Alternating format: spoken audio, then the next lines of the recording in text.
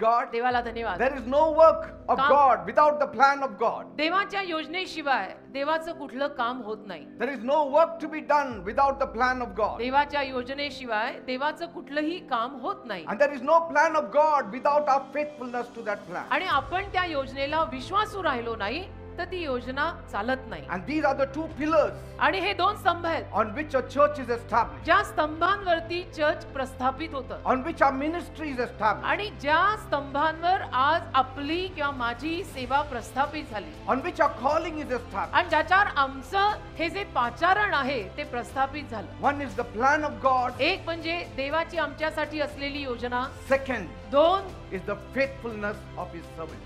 देवाच्या दासांनी किंवा सेवकांनी त्या योजनेमध्ये दिलेला विश्वासूपणा, इमानदारी ते.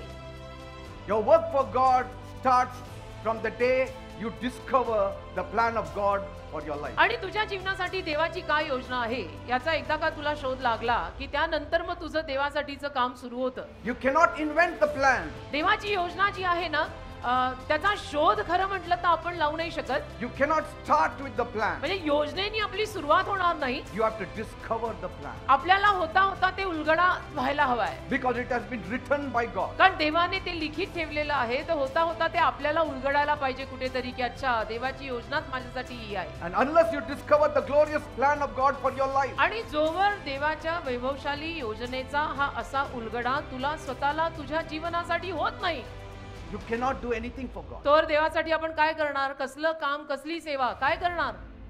There is no benefit without the plan of आणि God. देवाच्या योजनेशिवाय फायदा तरी काय ना? पहिलं स्वतःला तो उलगडा पडला पाहिजे. There is पहिलं no gain without the plan of God. देवाच्या योजनेशिवाय फायदा नाही, लाभ नाही, नफा नाही.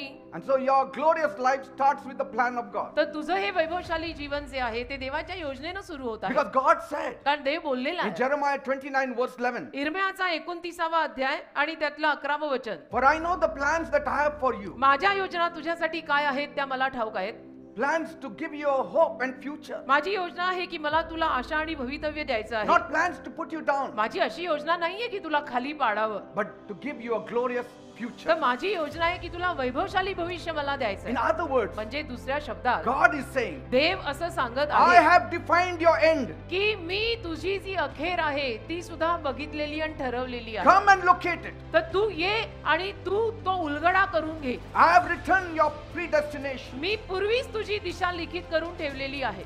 You sit at my feet तू माझ्या चरणी बस, and I will reveal it. मी तुला सांगतो माझी योजना तुझ्यासाठी काय आहे. Once the plan of God is revealed in our life, आणि एकदा देवाची योजना आपल्याला प्रत्येकाला आपल्या जीवनासाठीची उलगडली, there is no sweating, मग घाम फुटत नाही, there is no struggle, मग मिनिस्ट्र्या करताना संघर्ष होत नाही, there is no fighting, मग सेवा करताना भांडण होत there नाही, is no fear, मग भीती वाटत there नाही, is no doubt, मग शंकाही येत नाही, no fear of the devil. अजिबात सैतानाचंही भय वाटत नाही. Why? का? Because you got hold of the plan of God for your कारण life. देवाची जी योजना तुझ्या जीवनासाठी आहे ती तुझ्या हातात तुला आता मिळालेली आहे. तर भीती वाटतच नाही कारण तुला माहितीच असतं की देवाचीच योजना माझ्या जीवनात. Because God said, कारण देव बोललाय I have defined where you belong. की तू कुठला असणार आहेस, कुठल्या मालकीचा असणार आहेस ते मी ठरवलेलं आहे. I have defined it. मी ते ठरवलंय, ती व्याख्या मी ठरवली की तू कुठला आणि कुठल्या मालकीचा होणार आहे. Come and find it. तू ये आणि त्याचा उलगडा करून घे. If you dare so, come and find it. हिम्मत असेल तर ये आणि उलगडा करून घे कारण मी तर सगळं पूर्वनियोजन तुझ्यासाठीच केलेलं आहे. Sit at my feet माझ्या चरणी बस,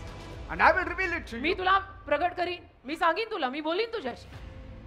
And that's where many people are defeated. अनेक माणसं तिथेच पराजयी होतात. Because कारण they cannot wait upon the Lord. देवाचरणी एवढं बसणार कोण?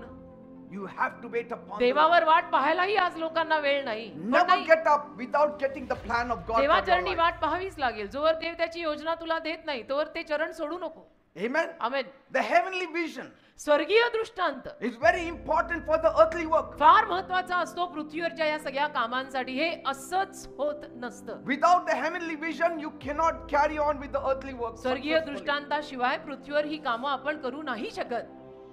With vision, I mean दृष्टांत म्हणजे मला असं म्हणायचं आहे God speaking to us directly. की देवानी थेट आपल्याशी बोलायला हवं.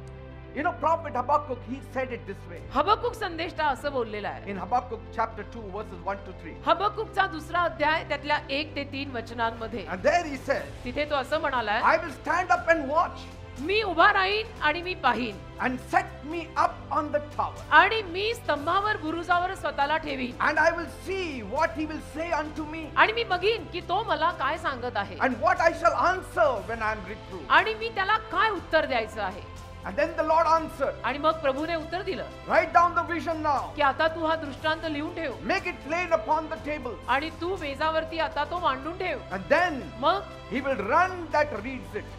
तो जो कोणी हे वाचेल तो धावेल. That is how a ministry starts. जो कोणी हे वाचेल तो धावेल. सेवेचा आणि मिनिस्ट्रीचा जन्म असा होतो. That's how a ministry starts. Ministry आपण म्हणतो ना मिनिस्ट्री मिनिस्ट्री मिनिस्ट्री मिनिस्ट्री अशी सुरू होते बेटा. I